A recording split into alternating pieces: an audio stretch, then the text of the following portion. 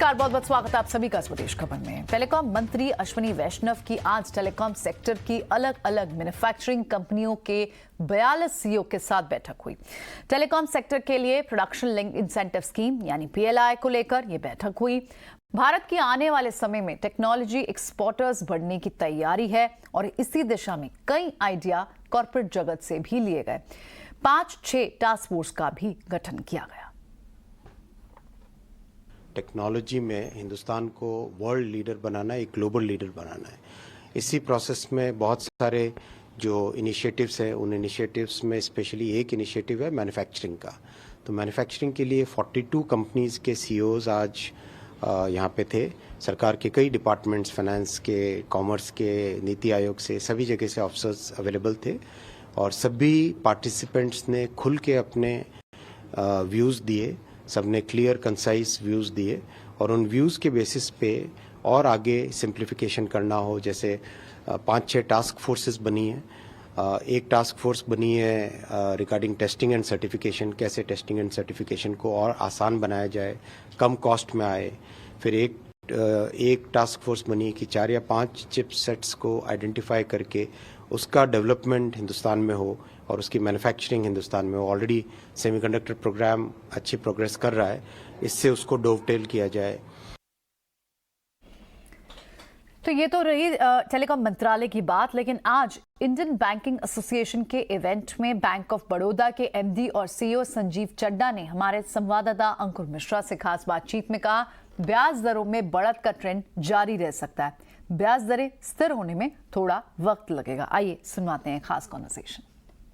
Credit और deposit growth में gap रहा है, वो कैसे कम हो सकता है? साथ ही साथ मैं ये भी समझना चाहूंगा कि बैंकों ने जो डिपॉजिट साइड है वो इंटरेस्ट रेट पास नहीं किए हैं, वो कब तक हो सकता है? देखिए, जहाँ तक हम दोनों में अंतर की बात करते हैं तो एक थोड़ा सा एक रीसेंसी बायस है। हम जो निकट भूत में हुआ है उसी को हम मद्देनजर रख रहे हैं।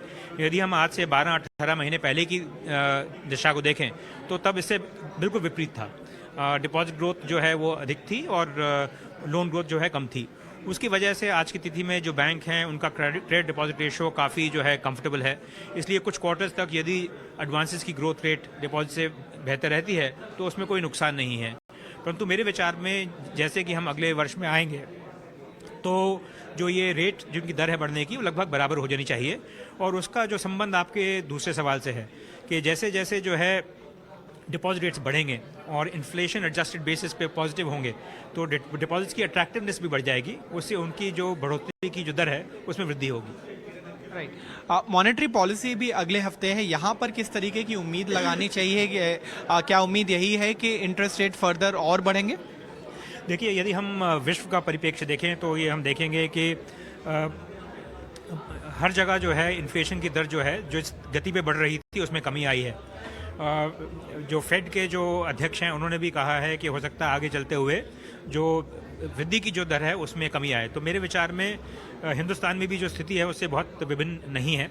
यहाँ भी अभी कुछ स्कोप है ब्याज की दरों का बढ़ने का, परंतु उनमें बढ़ने का जो क्वांटम था वो थोड़ा आगे आगे कम हो जाएगा। परंतु कुछ समय अभी लगेगा जबकि जो ब्याज दर हैं वो एक स्टेबल स्थिति में आ जाए। चलिए, तो ब्याज दरें बढ़ने का सिलसिला अभी जारी रह सकता है और इसी हफ्ते में एमपीसी की बैठक भी होनी है। बढ़ेंगे आगे। अब बात करते हैं एलआईसी शेयरधारकों के लिए एक अच्छी खबर की। नए जमाने के ग्राहकों को बदलते जमाने के साथ अब एलआईसी सुविधाएं भी देने वाली है। ग्राहकों को ज्यादा विकल्प देने के मकसद से देश की सबसे बड़ी लाइफ इंश्योरेंस कंपनी एलआईसी ने व्हाट्सएप के जरिए 11 सेवाएं शुरू की है। अगले 1 महीने में 6 और सेवाएं जोड़ी जाएंगी। इन सर्विसेज की शुरुआत पर एलआईसी के एग्जीक्यूटिव डायरेक्टर ने एक रिएक्शन भी दिया है। हमारे संवाददाता अनुराग शाह से बात करते हुए आइए सुनवाते हैं। देश की सबसे बड़ी लाइफ इंश्योरेंस कंपनी एलआईसी ने अपने करोड़ों पॉलिसी होल्डर्स को सहूलियत देने के लिए व्हाट्सएप की सर्विस शुरू की है, जहां पर आप केवल जो एक नंबर एलआईसी के द्वारा दिया गया है वो अपने व्हाट्सएप अकाउंट में सेव कर देते हैं तो तमाम जो एलआईसी से जुड़ी हुई सर्विसेज हैं उसको आप पूरा कर पाएंगे। इसी पर बात करने के लिए मेरे साथ कंपनी के ईडी जो है वो मौजूद है। उनसे समझना चाहूंगा, सर ये जो नई शुरुआत की गई है इसके पीछे मकसद क्या है और ये माने कि अब एलआईसी से जुड़े हुए तमाम काम जिसके लिए एजेंट के पास जाना पड़ता है, ब्रांच ऑफिस में जाना पड़ता है, वो सारे काम जो है व्हाट्सएप के जरिए हो जाएंगे। हमारे पॉलिसी होल्डर्स की सेवा जो है अभी LIC के सभी ऑफिस से मिलते हैं। हमारा LIC के एजेंट्स भी इसको देने में कामयाब रह रहे हैं। और भी नए जनरेशन के लोग हैं जो अपने मोबाइल पे LIC का सेवाएं पाना चाहते हैं, उनके लिए हम एक व्हाट्सएप सर्विस शुरू किए हैं कल से। एक LIC का व्हाट्सएप नंबर है जो 8976862090, ये नंबर LIC का व्हाट्सएप नंबर करके अपने मोबाइल पे सेव कर लेंगे कस्टमर्स, और इस नंबर को व्हाट्सएप के द्वारा एक हाई मैसेज भेजेंगे तो उनको पूरा LIC का उनके पॉलिसीज़ की जो LIC में रजिस्टर किए हुए पॉलिसीज़ हैं, वो पॉलिसीज़ के पूरे डिटेल्स उसके पॉलिसी अपने मोबाइल में भी मिल सकता है। तो इसके लिए हमारा जो कस्टमर्स जो हैं वो अपने मोबाइल नंबर LIC का पोर्टल में एक बार रजिस्टर करना पड़ेगा। बस एक बार पोर्टल में लिंक करना है, उसके बाद जो नंबर आपने दिया है उस पे हाई भेजना है और तमाम जो जानकारी है वो व्हाट्सएप पे जरिए मिल जाएगी। शुरुआत में सारी सूचनाएं मिलेगी और उसके बाद आप कह रहे हैं कि प्रीमियम भरने से लेके, डॉक्यूमेंट जमा कराने से लेके, सर्टिफिकेट डाउनलोड करने से लेके, बोनस की जानकारी से लेके, तमाम चीजें जो ब्रांच या एजेंट के जरिए की जाती है वो सिंगल अपने फोन के जरिए की जा सकेगी। तो सर, इससे आपको क्या लगता है कि जो आपका नेटवर्क है वो भी प्रभावित होगा? ये हमारा पूरा इंफ्रास्ट्रक्चर इसके लिए हमने बन के रख चुके हैं। तो कोई भी कस्टमर अपने जो बाकी काम है उसके द्वारा उसके बीच में भी LIC का प्रीमियम भरना है या LIC के पॉलिसीज के बारे में जानकारी लेना है, इसके लिए कोई दूसरी जगह जाने की जरूरत नहीं पड़ेगी। अपने मोबाइल उठाएंगे और एक व्हाट्सएप में हाई मैसेज भेजेंगे तो पूरा डिटेल्स जो है उनको अपने मोबाइल में मिल जाएंगे। और अभी पहला फेज में सिर्फ हमने इंफॉर्मेशन शेयर करना शुरू किए हैं। आने वाले समय पे हम पॉलिसी होल्डर का जो भुगतान करना पड़ता है प्रीमियम या लोन इंटरेस्ट या लोन रिपेमेंट करना चाहते हैं, वो भी सीधा व्हाट्सएप में भी कर पाएंगे। उसके बाद जो है हमारा LIC से उनका अगर बैंक अकाउंट है, उनका नॉमिनेशन है, पूरा डिटेल्स चेंज करना है तो उनका यूनिट लिंक्ड पॉलिसीज है, उसका यूनिट स्विच करना है, पूरा जो सर्विस रिक्वायरमेंट्स है वो व्हाट्सएप में कर पाएंगे। तो नए जमाने की जो पॉलिसी होल्डर्स हैं उनको साधने के लिए LIC के द्वारा ये सर्विस लॉन्च की गई, जिसमें आप अपना प्रीमियम भुगतान से लेके जो पॉलिसी डॉक्यूमेंट डाउनलोड करने हैं, नॉमिनेशन बदलना है, अपनी बैंक अकाउंट डिटेल जो है वो LIC के साथ लिंक करा रही है। तमाम चीजें जो अभी तक एजेंट के जरिए या फिर जो LIC की वेबसाइट के जरिए की जाती थी, उन्हें आप अपने व्हाट्सएप के जरिए कर सकते हैं। ये दावा है LIC का। चलिए, तो LIC तो काफी कुछ नया इनोवेटिव कर रहा है। बढ़ेंगे आगे, लेकिन यहाँ एक सेबी की खबर भी देख लेते हैं। सेबी ने म्यूचुअल फंड कंपनियों से सोशल मीडिया प्लेटफॉर्म्स की नियमित निगरानी करने को कहा है और गुमराह करने वाले टेलीग्राम चैनल्स पर सख्ती बरतने को भी कहा है। इसके साथ ही सेबी ने निवेशकों को लुभाने के लिए म्यूचुअल फंड के नाम का दुरुपयोग करने वाली संस्थाओं के खिलाफ भी कार्रवाई करने को कहा है। एक बार ये रिपोर्ट देखते हैं। जी हाँ, सेबी को कई तरीके की शिकायतें मिली थी, जिसके बाद सेबी ने म्यूचुअल फंड इंडस्ट्री को एक कड़ा मैसेज भेजा है, एक लेटर भेजा है 30 नवंबर को, जिसमें बोला गया है कि जो फेक टेलीग्राम ग्रुप्स हैं, जो काफ़ी सारे ऐसे टेलीग्राम ग्रुप्स हैं जो अपने आप को एसेट मैनेजर बताते हैं, जो बताते हैं म्यूचुअल फंड जैसे हैं और कई बार तो म्यूचुअल फंड से भी अच्छा रिटर्न दे रहे हैं। तो इन सारे जो टेलीग्राम ग्रुप्स हैं, जो सोशल मीडिया चैनल्स हैं, उनकी एक लिस्ट दी है सेबी को और बोला है इनके खिलाफ कार्रवाई हो। कई बार ऐसा हुआ है, कई सारे निवेशक इन सारे जो फेक एसेट मैनेजर्स हैं उन पे फंस गए हैं और उसके बाद जाकर सेबी को अब ये कार्रवाई करनी पड़ी है। अब देखना ये होगा कि किस तरीके से म्यूचुअल फंड इंडस्ट्री इस पर एक्शन लेती है, किस तरीके से कार्रवाई होती है इन फेक टेलीग्राम ग्रुप्स पे, क्योंकि आपको याद होगा कि सेबी ऑलरेडी एक फाइनेंशियल इन्फ्लुएंसर्स पे गाइडलाइंस बना रहा है, लेकिन उससे पहले सेबी ने एक कड़ा लेटर भेजा है म्यूचुअल फंड इंडस्ट्री को कि इन सारे फेक टेलीग्राम ग्रुप्स पर कार्रवाई हो। की जिस पर अब सरकार की पैनी नजर है। सरकार ऑनलाइन गेमिंग की विनिंग अमाउंट को लेकर इनकम टैक्स में संशोधन कर सकती है। अप्रैल 2023 से ऑनलाइन गेम खेलने वालों को मुनाफे पर 30% तक का टैक्स देना पड़ सकता है और ये बात सरकार बजट में भी ला सकती है। ज्यादा जानकारी के लिए हमारे साथ हमारे सहयोगी मेघना जानकारी बता रही हैं, उनसे बात करते हैं। जी, जैसा कि हम जानते हैं कि गवर्नमेंट ऑनलाइन गेम्स के टैक्सेशन को स्ट्रीमलाइन करने की तरफ बढ़ रही है। तो जो सूत्र अब जानकारी दे रहे हैं कि आने वाले बजट में इनकम टैक्स के अमेंडमेंट की तरफ गवर्नमेंट बढ़ सकती है, ताकि जो ऑनलाइन गेमिंग कंपनीज हैं वो 30% TCS right at the source जो विनिंग अमाउंट है उसमें से डिडक्ट कर सके, ताकि कोई भी टैक्स एवेजन का कोई भी स्कोप ना रहे। ये जैसा कि हम जानते हैं ₹10,000 ऑलरेडी एक थ्रेशोल्ड है TCS डिडक्ट करने के लिए, पर यह पाया गया है कि बहुत बार जो विनिंग अमाउंट होता है वो ₹10,000 के नीचे होता है, जिसकी वजह से TCS नहीं डिडक्ट किया जा सकता है। इसी की वजह से ही गवर्नमेंट इनकम टैक्स अमेंडमेंट के बारे में सोच रही है, ताकि ये मैंडेटरी किया जा सके कि कोई भी अमाउंट हो उसमें से 30% TCS डिडक्ट कर सके ऑनलाइन गेमिंग कंपनीज, ताकि विनर्स के ऊपर लाइबिलिटी ना आए और टैक्स एवेजन का कोई भी स्कोप ना रहे। जैसा कि हम जानते हैं कि ₹58,000 करोड़ का लगभग विनिंग अमाउंट लास्ट 3 इयर्स में पाया गया है ऑनलाइन गेम्स में, जो कि टैक्स नहीं, जिस पे टैक्स नहीं पे किया गया, तो इस पर टैक्स एवेजन पाया गया है। जिसके लिए सीबीडीटी ने नोटिस भी भेजे हैं ऑनलाइन गेम्स के विनर्स को। इसी सब को देखते हुए गवर्नमेंट ये मन बना रही है कि इनकम टैक्स अमेंडमेंट की तरफ बढ़ा जाए। जीएसटी काउंसिल भी, जैसे हम जानते हैं, इनडायरेक्ट टैक्सेशन के पार्ट पर जो ऑनलाइन गेम्स पर कितना टैक्सेशन होना चाहिए उसको भी डिस्कस करने वाली है अपने आने वाली मीटिंग में, ताकि पूरा डायरेक्ट और इनडायरेक्ट टैक्सेशन जो ऑनलाइन गेम्स पर होना है वो पूरा स्ट्रीमलाइन हो सके। बट फिलहाल जो बड़ी खबर आ रही है वो ये कि आने वाले बजट में इनकम टैक्स एक्ट का अमेंडमेंट हो सकता है, ताकि TCS 30% मैंडेटरी किया जा सके ऑनलाइन गेम्स के विनर्स के लिए। कुल तो ये तो बड़ी खबर रहेगी और इंतजार रहेगा आपसे मेघना इस पर और जानकारी के लिए। अब बात PM गति शक्ति योजना और नेशनल मास्टर प्लान की, जो 250 से ज्यादा इंफ्रा प्रोजेक्ट्स पर अपनी नजर बनाए हुए हैं। बता दें कि 16 राज्य पहले ही नेशनल लॉजिस्टिक पॉलिसी को अपना चुके हैं। इससे पहले सरकार ने गति शक्ति नेशनल मास्टर प्लान जारी किया था। इस पॉलिसी के तहत 5 नए सेक्टर जोड़े जाएंगे। वहीं DBIT सेक्रेटरी अनुराग जैन का गति शक्ति योजना पर क्या कहना है, आइए सुनते हैं। On 13th October 2021, we launched PM Gati Shakti. It was launched by Honorable Prime Minister. Thereafter, all 36 states and UTs came on board, and they have actually done all the necessary work, setting up their EGOS, setting up their NPG, putting layers on the PM Gati Shakti framework. If I recall the last figures correctly, total almost about 2,000 layers have been put, on which about 755 layers are from states and UTs. Okay.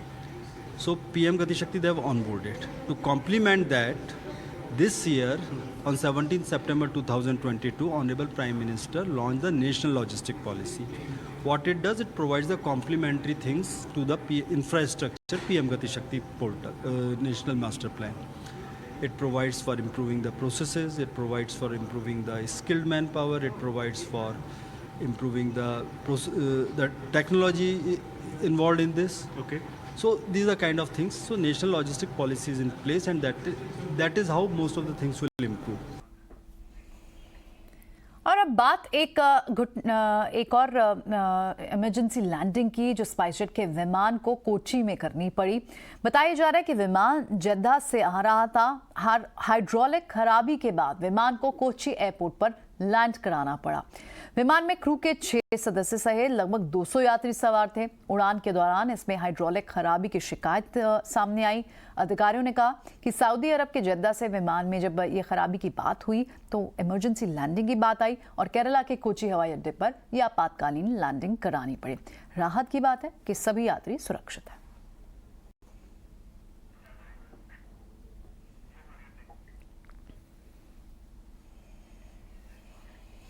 और चलिए अब एक बार US markets का भी update दे देते हैं। दिसंबर में Fed chairman Jeremy Pavel के ब्याज दरों में कम बढ़ोतरी के बयान से इस हफ्ते अमेरिकी बाजारों में अच्छी तेजी देखने को मिली है।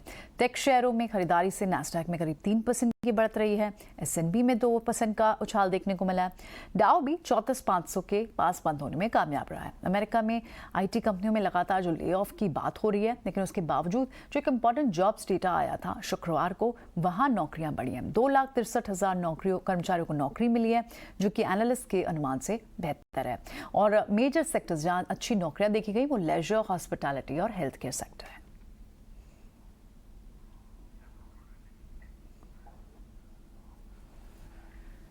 और क्रूड मार्केट में एक्शन फिर से तेज होने वाला है। कल जहां ओपेक और नॉन ओपेक देशों की उत्पादन पॉलिसी को लेकर बैठक है, वहीं 5 दिसंबर से यूरोपियन यूनियन रूस के क्रूड ऑयल पर पाबंदी लगाएंगे। साथ ही अब खबर यह आ रही है कि G7 देशों ने भी यूरोपियन यूनियन की $60 प्रति बैरल का जो प्राइस कैप तय किया गया उस पर हामी भर दी है।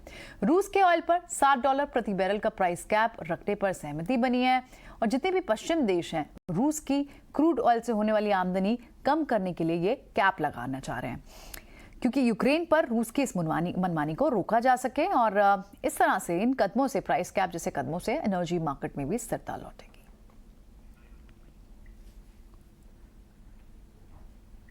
और अब बात इंडो यूएस रिलेशन की। अमेरिका के प्रेसिडेंट जो बाइडेन ने भारत को अमेरिका का सबसे मजबूत साझेदार बताया। प्रधानमंत्री नरेंद्र मोदी के साथ प्रेसिडेंट बाइडेन ने एक तस्वीर ट्विटर पे पोस्ट की है। उन्होंने पीएम मोदी को अपना दोस्त कहकर संबोधित किया है। बाइडेन ने लिखा, वो भारत को G20 की अध्यक्षता के दौरान अपने दोस्त मोदी का समर्थन करने के लिए उत्सुक हैं। साथ ही बाइडेन ने कहा कि दोनों देश जलवायु, ऊर्जा और खाद्य संकट जैसी चुनौतियों से निपटते हुए विकास को आगे बढ़ाएंगे।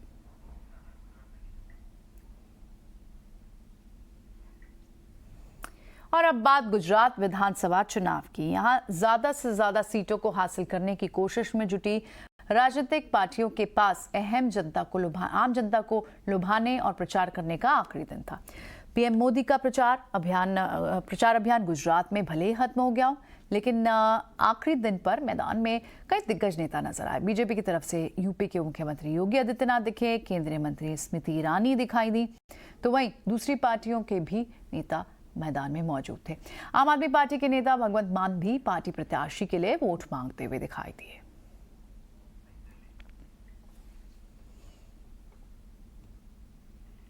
और कल दिल्ली में भी नगर निगम चुनाव होने हैं, उसकी वोटिंग होनी है और सभी सीटों पर वोटिंग होगी। 7 दिसंबर को रिजल्ट्स आएंगे। एमसीडी चुनाव की तैयारियों में भी पूरी तरह से जोश देखा जा रहा है। दिल्ली के सभी सरकारी स्कूलों में आज छुट्टी की घोषणा की दी गई थी और हालांकि सोमवार से स्कूल खुल जाएंगे और इस छुट्टी के बदले अगले शनिवार की छुट्टी रद्द की गई है।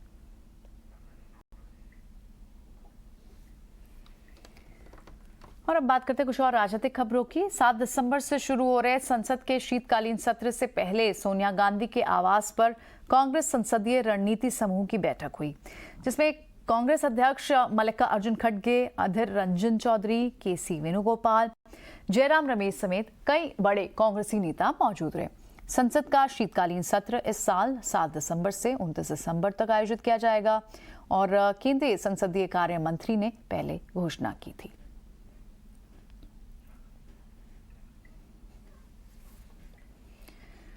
तो वहीं रविवार को विशाखापट्टनम में भारतीय नौसेना दिवस मनाने के लिए जमकर तैयारी हो रही है। आज तैयारी पूरे जोर शोर से दिख रही। फुल ड्रेस रिहर्सल विशाखापट्टनम के रामकृष्ण बीच पर देखने को मिली। नौसेना दिवस हर साल 4 दिसंबर को 1971 के भारत पाकिस्तान युद्ध में नौसेना की ऑपरेशन ट्राइडेंट में जीत को याद करते हुए मनाया जाता है।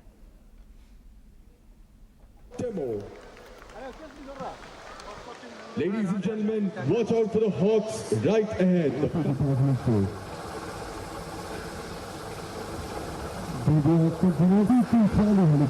piloted by Commander Utsav Malik. The team of Hawkers is led by Citizen Abhishek Muggal and Johnny Chisaria State Diver.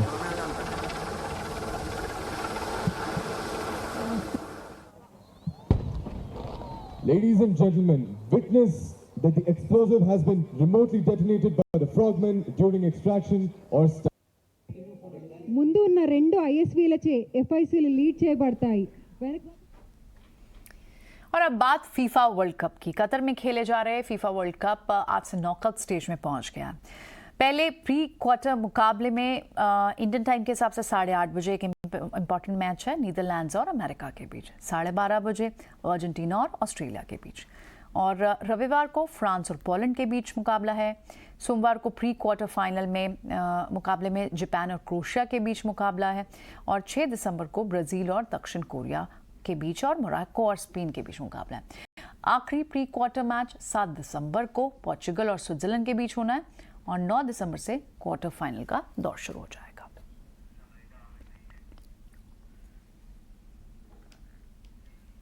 और भारतीय टीम का बांग्लादेश दौरा कल से शुरू हो रहा है। इस दौरे पर टीम इंडिया को 3 मैचों की वनडे और 2 मैचों की टेस्ट सीरीज खेलनी है। टीम इंडिया में इस दौरे के लिए विराट कोहली, रोहित शर्मा, केएल राहुल सभी खिलाड़ियों की वापसी हो रही है। सूर्य कुमार यादव और संजू सैमसन को रेस्ट दिया गया है। पहला वनडे मुकाबला कल होगा। इसके बाद 7 और 10 को बाकी के मैच खेले जाएंगे।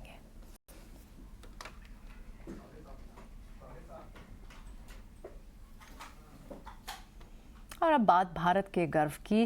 गूगल और अल्फाबेट के सीईओ सुंदर पिचाई को ट्रेड एंड इंडस्ट्री कैटेगरी में 2022 के लिए पद्म भूषण से सम्मानित किया गया। शुक्रवार को सैन फ्रांसिस्को में अपने करीबी परिवार के सदस्यों की मौजूदगी में अमेरिका में भारत के राजदूत तरनजीत सिंह संधू के हाथों भारत का तीसरा सबसे बड़ा नागरिक पुरस्कार दिया गया। इस अवसर पर पिचाई ने भारत सरकार को, भारतीयों को इस अपार सम्मान के लिए शुक्रिया अदा किया और साथ ही उन्होंने इस मौके पर भावुक होते हुए कहा कि भारत उनका हिस्सा है और वो जहां भी जाते हैं इसे अपने साथ ले जाते हैं।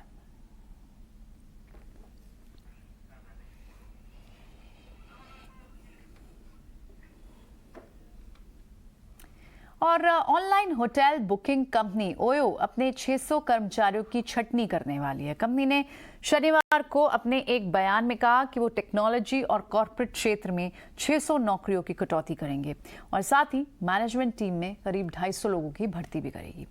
इस तरह कंपनी अपने 3700 कर्मचारियों में करीब 10% कमी करेगी। ओयो ने अपने इस ले ऑफ के फैसले के बारे में बताया कि ये कदम कुछ बदलाव को लागू करने का हिस्सा है और अपनी सर्विसेज और इंजीनियरिंग कॉर्पोरेट मुख्यालय ओयो वेकेशन होम्स के साइज को घटा रही है। कंपनी कुछ सेगमेंट के लिए भर्ती भी करेगी, ये भी उन्होंने कहा।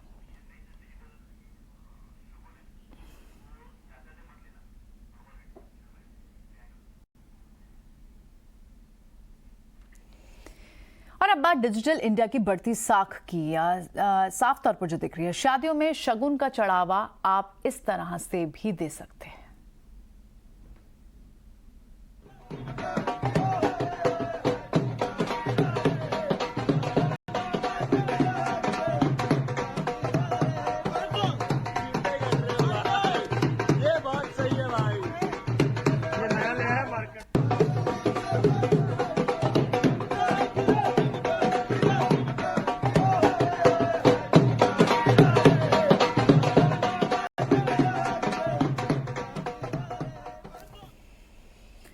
चलिए, तो जैसे हर दिन आपके लिए कमोडिटी मार्केट की बारीक बातों को आसान भाषा में लेकर आते हैं, एक बार फिर से विश्व मोहन के पास जाते हैं और इस बार देखते हैं कमोडिटी की ABCD में क्या खास टॉपिक लाए हैं।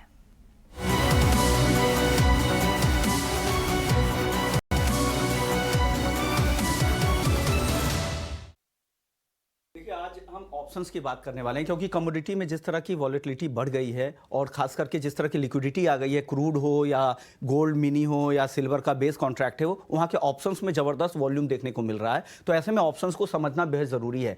तो क्या करना है? सबसे पहले समझे कि तेजी मंदी में आपको क्या करना है। अगर तेजी की उम्मीद है तो आप या तो कॉल खरीद लें या फिर कॉल की पुट की राइटिंग या पुट सेल करें।